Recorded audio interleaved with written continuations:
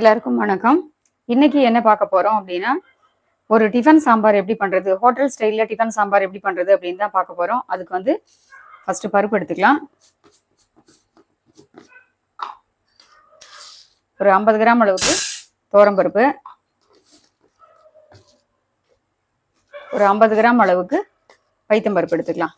ரெண்டும் கலந்து எடுத்துட்டா தான் நல்லா இருக்கும். இப்போ இந்த அளவுக்கு எடுத்துட்டு இருக்கோம். இதை வந்து தண்ணி விட்டு அலம்பிட்டு எடுத்துன்னு வந்துடுறேன். ஒரு 1/4 ஸ்பூன் மஞ்சப்பொடி போட்டுக்கலாம்.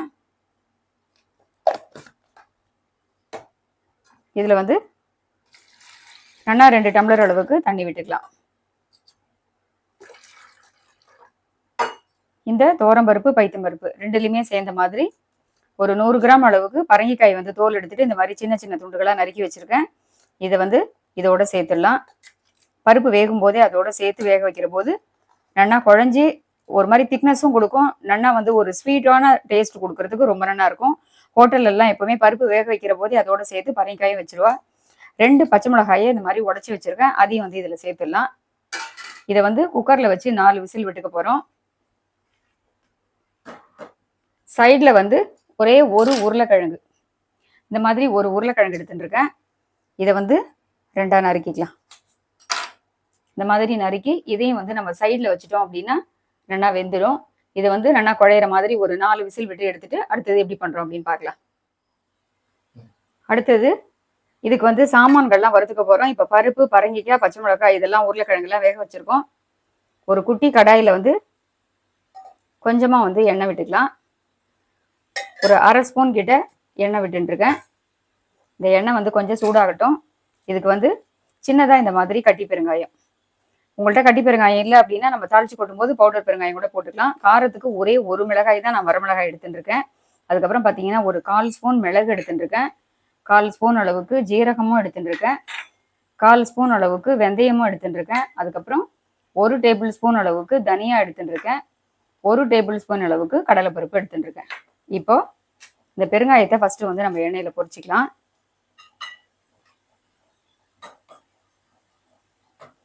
பெருங்காயம் வந்து நல்லா பொரியட்டும்.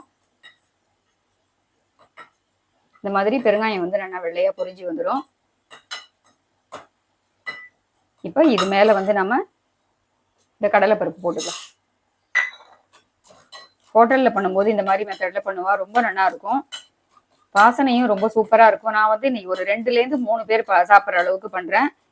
இது வந்து இட்லி, தோசை, பொங்கல், சப்பாத்தி எல்லாத்துக்குமே ஏற்ற மாதிரியான ஒரு சைட் டிஷ்ஷா இருக்கும். மீடியம் ஃப்ளேமில் வச்சு கொஞ்சமாக வந்து இது கடலைப்பருப்பு வந்து கோல்டன் ப்ரௌன் வர்ற மாதிரி வறுத்துக்கலாம். இது மேலே நம்ம வந்து ஒவ்வொரு சாமானாக போட்டுக்கலாம்.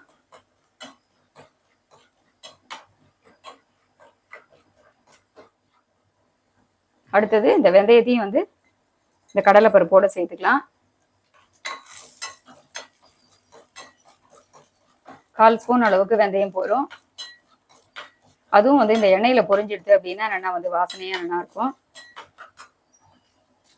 அடுத்தது மிளகாயை வந்து 2ஆ உடச்சி போட்டுக்கிறேன். இது ரொம்ப காரமாக இருக்குது அப்படிங்கிறதுனால நான் ஒரே ஒரு மிளகாய் தான் எடுத்துட்டு இருக்கேன். உங்களுக்கு கூடுதல் காரம் தேவை அப்படின்னா நீங்கள் வரமிளகாய் இன்னும் கூட 1 எடுத்துக்கலாம்.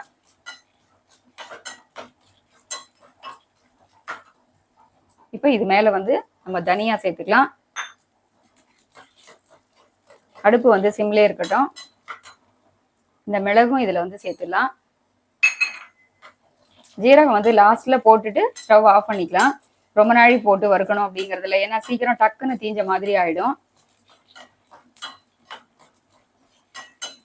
சூப்பரான இது ஒரு மசாலா ஃப்ளேவர் நல்லா கொடுக்கும். இப்போ ஸ்டவ் வந்து ஆஃப் பண்ணிக்கலாம். இந்த ஜீரகத்தையும் இதிலே சேர்த்துட்டு ஒரு தடவை அப்படியே நம்ம பெரட்டி விட்டுட்டோம் அப்படின்னா சூப்பராக ரெடி ஆகிடும். இதை ஆற வச்சுட்டு நம்ம வந்து நல்லா நைஸாக பவுடர் பண்ணியும் இந்த மாதிரி நிறைய பண்ணி கையில் பவுடர் பண்ணியும் எடுத்து வச்சுடலாம். நான் கொஞ்சம் தான் பண்ணியிருக்கேன் அப்படிங்கிறதுனால இது ஆறுனதுக்கப்புறம் கொஞ்சமாக வந்து தண்ணி விட்டு சட்னி மாதிரி அரைச்சி எடுத்துக்க போகிறேன். அடுத்தது என்ன பண்ணுறோம் அப்படிங்கிறத பார்க்கலாம். நான் முதல்ல வந்து சொல்ல மறந்துட்டேன். ஒரு சின்ன துண்டு அளவுக்கு இதோட வந்து பட்டையும் சேர்த்துப்பேன். அந்த சாமான்லாம் வறுக்கிற போது பட்டையும் சேர்த்து வறுக்கணும், நான் வந்து சொல்ல மறந்துட்டேன். அதனால இந்த பாண்டியில் வந்து நம்ம போட்டுட்டு லேசாக சூடு பண்ணிக்கலாம். ஒரு சின்ன துண்டு அளவு இருந்தால் போதும் வாசனைக்கு. இந்த இதில் இருக்கிற எண்ணெயே போதும். லேசாக வந்து நம்ம இந்த மாதிரி பரட்டி விட்டு எடுத்துக்கலாம். இதையும் அரைக்கிற போது இதோட சேர்த்துக்கணும். முதல்ல நம்ம இந்த சாமான்லாம் சேர்க்கிற போது அதோட சேர்க்கணும். நான் போட மறந்துட்டேன் அப்படிங்கிறதுனால இப்போ உங்களுக்கு போட்டிருக்கேன். இப்போ ஸ்டவ் வந்து ஆஃப் பண்ணிக்கிறேன். இந்த அளவுக்கு இருந்தால் போதும். இதையும் சேர்த்து இப்போ நான் வந்து நைஸாக தண்ணி விட்டு அரைச்சிட்டு காமிக்கிறேன். இப்போ வந்து நம்ம அடுத்தது சாம்பார் தான் பண்ண போகிறோம். பருப்பெல்லாம் வேக வச்சு ரெடியாக எடுத்து வச்சாச்சு. மீடியம் சைஸில் ஒரு 2 பெரிய வெங்காயம் வந்து நறுக்கி வச்சுருக்கேன். அதே மாதிரி மீடியம் சைஸில் உள்ள ஒரு தக்காளியும் நறுக்கி வச்சுருக்கேன். கொஞ்சமாக வந்து தாளிச்சு கொட்டும்போது வாசனைக்கு கருவேப்பிலை எடுத்து வச்சுருக்கேன். அடுப்பில் வந்து ஒரு பாண்ட்லி வச்சாச்சு. அதில் வந்து 1 டேபிள் ஸ்பூன் அளவுக்கு எண்ணெய் விட்டுருக்கேன். எண்ணெய் வந்து சூடாகிடுத்து. 1 ஸ்பூன் அளவுக்கு கடுகு போட்டுக்கலாம்.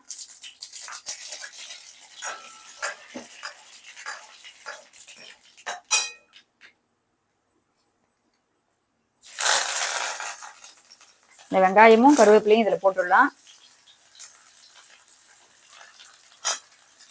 உங்களுக்கு இன்னும் கொஞ்சம் கூடுதல் காரம் தேவை அப்படின்னா நீங்கள் வந்து பச்சை மிளகாயோ இல்லை இன்னொரு காஞ்ச மிளகாயோ இந்த தாளித்து கொட்டும்போது இதோட வந்து சேர்த்துக்கலாம். நான் எங்களுக்கு வந்து அந்த மிளகாயோட காரமும் மிளகோட காரம் நம்ம காய் வேக வைக்கும்போது 2 மிளகாய் போட்டிருக்கேன் அப்படிங்கிறதுனால பச்சை மிளகாயும் அதனால எங்களுக்கு அந்த காரம் போதும் அப்படிங்கிறதுனால அது மட்டும் போட்டிருக்கேன். கொஞ்சமாக வந்து இதில் உப்பு போட்டுக்கலாம். இந்த வெங்காயம் வந்து நல்லா ஒரு கிளாஸ் மாதிரி வதங்கணும்.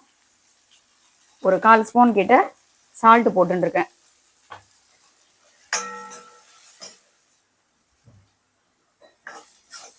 இப்போ வெங்காயம் வந்து நமக்கு இந்த அளவுக்கு வதங்கியிருக்கு.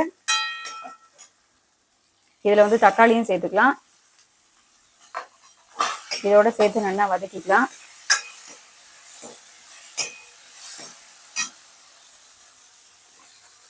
பருப்பில் வந்து கொஞ்சமாக மஞ்சப்பொடி போட்டு வேக வச்சுருக்கோம். இருந்தாலும் வந்து ஒரு 1/4 ஸ்பூன் மஞ்சப்பொடியை வந்து இதில் போட்டுக்கலாம்.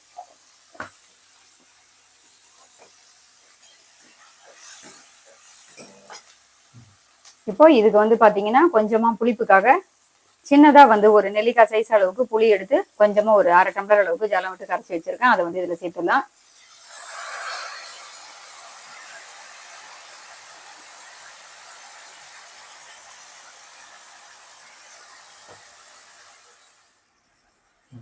இப்போ இந்த தக்காளி வெங்காயம் எல்லாம் சேர்ந்து நல்லா வேகிறதுக்காக இதில் வந்து கொஞ்சம் நம்ம தண்ணி சேர்த்துக்கலாம். நல்லா வந்து ஒரு 2 டம்ளர் கிட்ட நம்ம வந்து இதில் தண்ணி விட்டுக்கலாம்.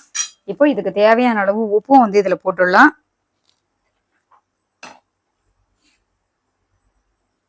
ஒரு 1/4 ஸ்பூன் அளவுக்கு கல் உப்பு போடுறேன்.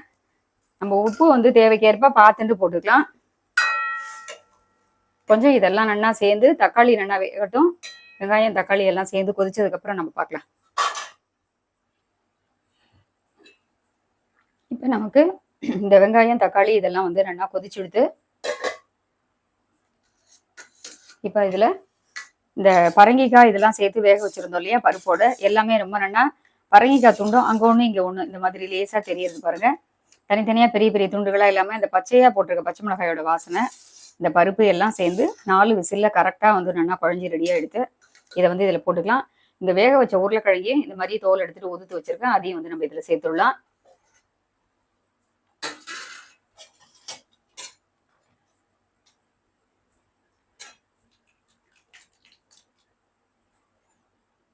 கொஞ்சமாக வந்து இந்த பருப்பு வேக வச்ச பாத்திரத்தில் ஜலம் விட்டு அட்ஜஸ்ட் பண்ணிக்கலாம். அடுப்பு வந்து சிம்லேயே இருக்கட்டும்.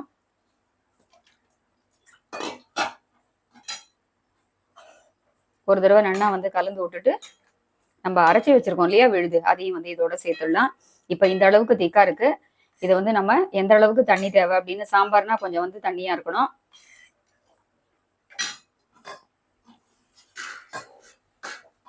இதில் அரைச்சி வச்சிருக்கோம் இல்லையா, இதில் வந்து கொஞ்சமாக நம்ம ஜலம் விட்டு கூட அட்ஜஸ்ட் பண்ணி அதில் சேர்த்துடலாம். நல்லா வந்து நைஸாக அரைச்சிக்கலாம். இந்த ஒரு துண்டு பட்டை சேர்த்து அரைச்சிருக்கிறதுனால வறுத்துட்டு அதோட வாசனை வந்து ரொம்ப நல்லா இருக்கும். ஹோட்டலில் பண்ணும்போது கண்டிப்பாக ஒரு சிறு துண்டு அளவுக்கு பட்டை சேர்ப்பா. இதை நல்லா வந்து ஸ்பூனால்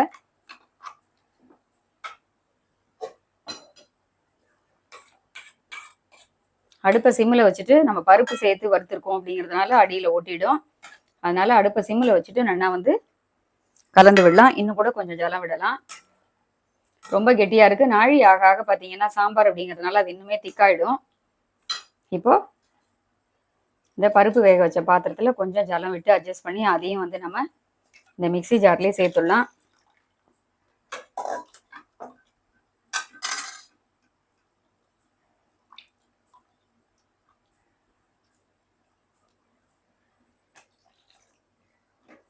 இப்போ அடுப்பை வந்து கொஞ்சம் பெருசா வச்சுக்கலாம். நமக்கு எந்த அளவுக்கு திக்னஸ் இருக்கு அப்படின்னு பார்த்துட்டு, இதுவே வந்து தாராளமா நன்னா வந்து நிறைய சாப்பிட்டா கூட 4 பேர்கிட்ட நன்னாவே 4-5 பேர் சாப்பிடலாம். உப்பு போருமா என்னன்னு நம்ம இந்த ஸ்டேஜ்லயே நீங்க வந்து வேணுங்கிறத செக் பண்ணிக்கோங்க.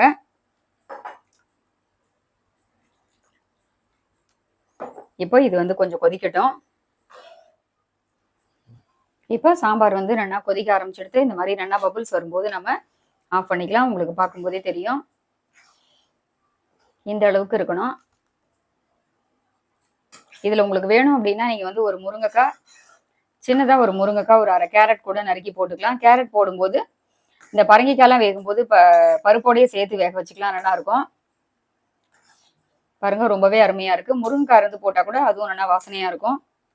கத்திரிக்காய் கூட ஒரே ஒரு கத்திரிக்காய் சேர்த்துக்கலாம். நான் வந்து இன்னைக்கு வெறும் உருளைக்கிழங்கு, வெங்காயம், தக்காளி மட்டுமே போட்டிருக்கேன். அதுக்கே ரொம்ப அருமையா இருக்கு. இப்ப மேலாக கொஞ்சமா நம்ம வந்து இதுக்கு வாசனைக்கு கொத்தமல்லி தழையை என்னன்னா வந்து பொடி பொடியா நறுக்கிட்டு அதையும் வந்து இதுல தூவிடலாம். அடுப்பை வந்து ஆஃப் பண்ணிக்கிறேன். மேலாக கருவேப்பிலையும் போட்டுடலாம். போட்டுட்டு இதுல வந்து சின்னதா கொஞ்சமா ஒரு 1/4 ஸ்பூன் அளவுக்கு துருவின வெல்லம்.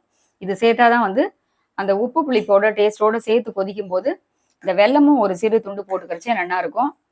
இந்த வெல்லத்தையும் சேர்த்துட்டு நல்லா வந்து கலந்து விட்டுடலாம். வெல்லம் போட்டால் ரொம்ப ரொம்ப ரொம்ப அருமையா இருக்கும். இந்த கொத்தமல்லி தழையை போட்டுட்டு மேலாக நல்லா வந்து இந்த மாதிரி கலந்து விட்டுட்டோம் அப்படின்னா கலர் மாறாம இருக்கும். அருமையான ஹோட்டல் ஸ்டைல்ல டிஃபன் சாம்பார் பண்ணியிருக்கோம். இட்லி தோசைக்கு சாம்பாரை தொட்டுக்கிறத விட அள்ளி அள்ளி குடிக்கிற மாதிரி அந்த அளவுக்கு அருமையான ஒரு சாம்பார் இது. சாம்பாருக்கு இட்லி தோசையை தொட்டுப்பா, அந்த அளவுக்கு பிரமாதமா இருக்கும். இது தேவாமிர்தமா இருக்கும். வழக்கமா 4 இட்லி சாப்பிட்றவா இன்னும் கூட 2-3 இட்லி சேர்ந்து சாப்பிடுவா. ரொம்பவே அருமையா இருக்கு பாருங்க. ஹோட்டல் ஸ்டைல்ல டிஃபன் சாம்பார் எப்படி பண்றது அப்படின்னு பார்த்துட்டோம். இந்த மாதிரி மெத்தட்ல வந்து நீங்களும் ட்ரை பண்ணி பாருங்க. இதே மாதிரி மறுபடியும் வேறொரு வீடியோவில் சந்திக்கிறேன்.